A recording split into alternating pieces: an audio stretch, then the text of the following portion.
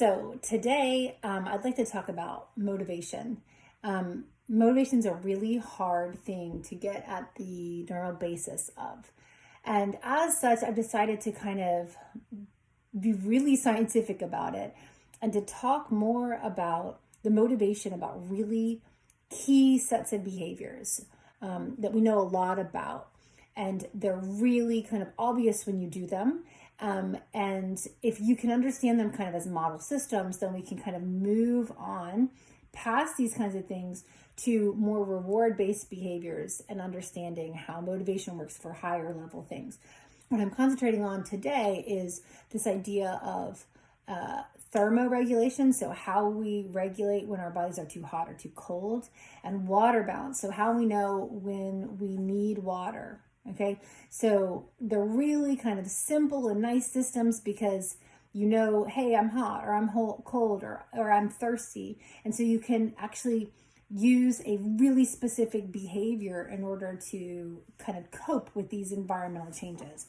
So in terms of thermoregulation, we, as the technical term for what we call warm-blooded, are going to be, it's homeotherms.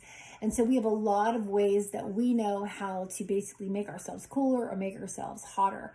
And the reason that it's really important for us to have constant body temperatures is because everything that happens in each of our cells, you imagine our cells as a little like package of these linked biochemical reactions. They all have to go at the same speed. If we get too hot or if we get too cold, then these reactions stop working as efficiently. They uncouple from each other and your cells don't work properly. When you're too cold, that you can put on a jacket or you can do insulation of some sort. You can also move away from the source that's making you cold, so you can go towards something hot. You can have all these kind of ways that you react. And this is kind of cool because there's an area in the hypothalamus in the brain that has a little bunch of cells that are primarily responsible for monitoring how cold or hot you are and then helping you do these behaviors to change it. So this is called the preoptic area. You can do these experiments where you basically insert a little cryoprobe that can heat up or cool down the brain areas, and you can do the opposite of what your body's experiencing in this brain area, and your brain basically thinks that it needs to respond to the cryoprobe instead of your body. So this is really great evidence that this particular brain area is involved in making sure your body temperature stays constant. And just in terms of parenting and how this is applicable to kids, it's important to understand that infants in particular are different in terms of the way that they regulate their heat. And so it's really easy for a human child to become thermo dysregulated. So they're not able to sweat, they're not able to shiver. And so these are the two main ways that we have to make our body temperatures come down for sweating or to raise up for shivering.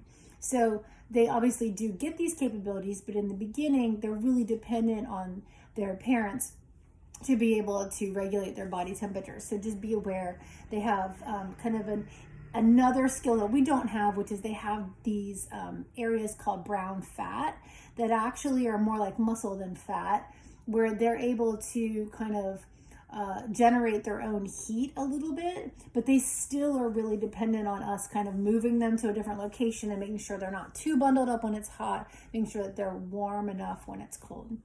And there's another one right next to it. So this is the lateral preoptic area in the hypothalamus. It does the same thing for water balance.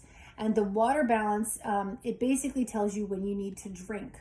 So if you put a little concentration of salt water there, even if you've had a ton to drink and you're hydrated, it's going to still give you that cue to drink.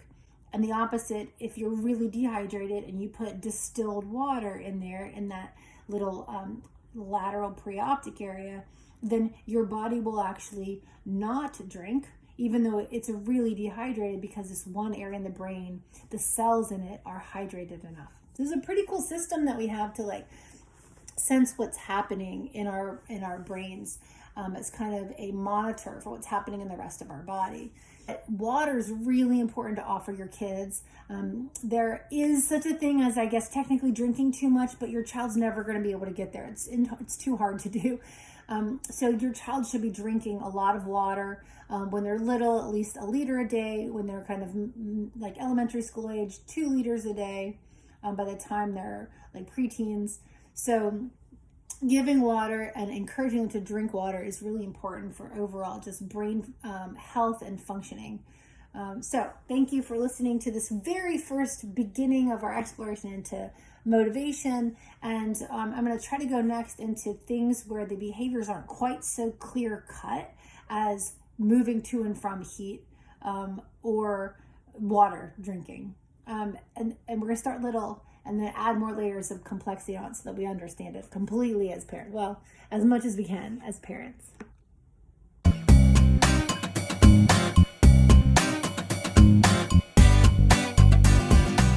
Join us every day in May for a new video.